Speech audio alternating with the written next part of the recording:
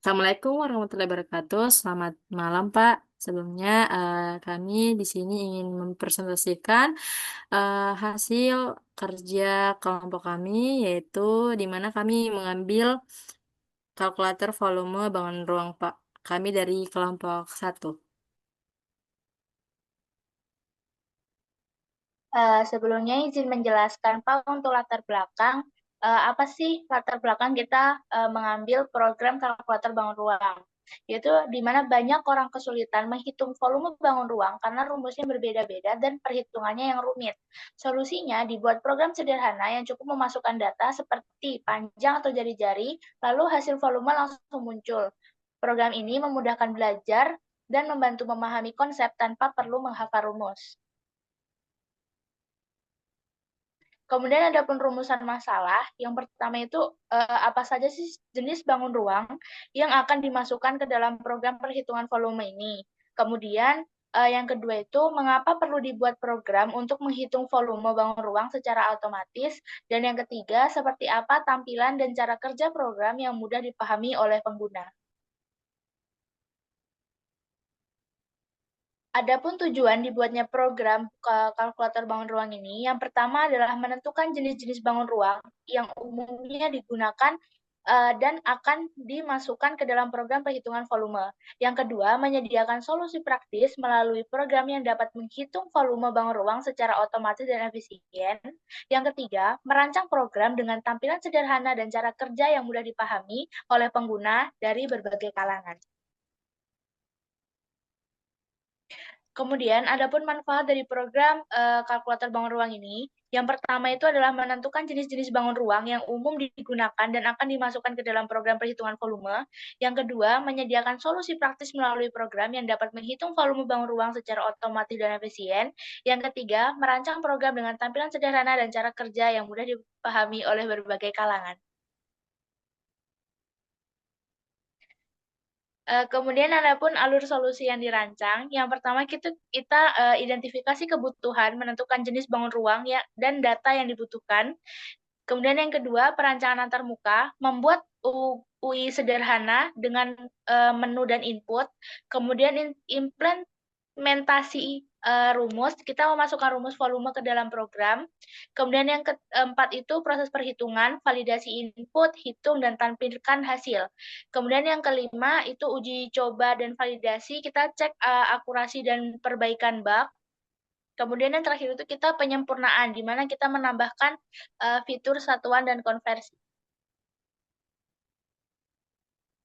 Kemudian ada pun identifikasi kebutuhan program. Untuk input itu kita jenis bangun ruang, yaitu ada kubus, balok, tabung, dan bola. Kemudian ada dimensi sesuai bangun, kayak sisi, panjang, lebar, tinggi, dan jari-jari. Kemudian itu ada pun proses, misal kayak kubus, rumusnya itu untuk menghitung volume adalah sisi kali sisi kali sisi atau sisi pangkat 3. Untuk balok itu volumenya panjang kali lebar kali tinggi. Tabung volume itu adalah Pi dikali R pangkat 2 dikali T. Untuk volume bola itu rumusnya adalah 4/3 dikali Pi dikali R pangkat 3. Untuk output sendiri, jenis bangun ruang terpilih, kemudian adalah volume hasil perhitungan. Berikut merupakan diagram alir dari jalannya program ini, Pak. Yang pertama itu ada start, kemudian ada inisiasi aplikasi GUI atau tahap awal dari aplikasi GUI ini. Kemudian program akan menampilkan form input sesuai pilihan bangun ruang. Yang tadi sudah disebutkan oleh teman saya, ada balok, kubus, tabung, dan juga bola. Kemudian lanjut ada user ingin melihat history. Ketika user mengklik yes, user bisa menginput nama bangun ruang, kemudian dari program akan menampilkan history berdasarkan input. Tetapi ketika diklik no, user input nilai yang sesuai dengan bangun ruang, kemudian user akan klik hitung, dan kemudian validasi input angka. Ketika angka tersebut tidak valid, Q-message box akan memunculkan tulisan input tidak valid. Tetapi ketika angka valid, program akan menghitung volume sesuai rumus bangun ruang. Q-message box akan menampilkan hasil volumenya. Kemudian ketika user ingin keluar, ketika user mengklik yes, maka program akan berakhir, tapi ketika user mengklik no, maka akan kembali lagi ke input nama bangun ruangnya, Pak. Untuk implementasi programnya dapat dipaparkan melalui aplikasi Viscode. Adapun demo program kami yaitu yang ini Pak, kalkulator volume bangun ruang, di mana ada beberapa pilihan. Yang pertama ada kubus, balok, tabung, dan bola. Jika kita mengklik kubus, itu akan terlihat sisi, dan kita sisa masukkan angka saja. Semisal saya masukkan angka 3, dan hitung volumenya. Volume kubus 27. Terus nanti ada, jika saya mengklik balok, nanti ada panjang, lebar, dan tinggi. Sisa masukkan saja angkanya. Misal saya masukkan 4, panjangnya, lebarnya 7, dan tingginya 2. Hitung volumenya.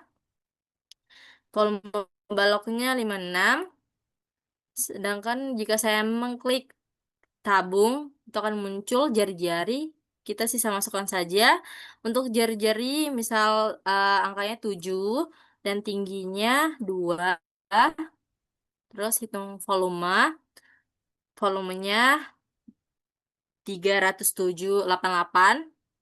Selanjutnya ada bola, di mana bola-bola ini jari-jari sisa kita masukkan angkanya, semisal 9.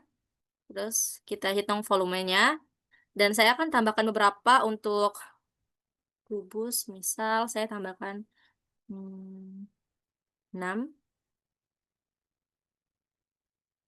Oke, saya tambahkan lagi. Untuk balok 9, lebarnya semisal 2, dan ini 5. Oke. Dan jika kita men-short volumenya, itu akan terlihat mulai dari perhitungan yang terkecil, yaitu nilai yang terkecil yaitu 27, kubus, balok 56, balok 90, dan seterusnya. Dan jika kita men-short A sampai Z, berarti itu adalah hurufnya yaitu mulai dari A, B sampai Z, di mana yang pertama balok, bola, kubus, kubus lagi, dan tabung. Sekian Pak untuk pemaparan tugas kami. Apabila ada kesalahan dalam perkataan kami, mohon dimaafkan, dan terima kasih Pak.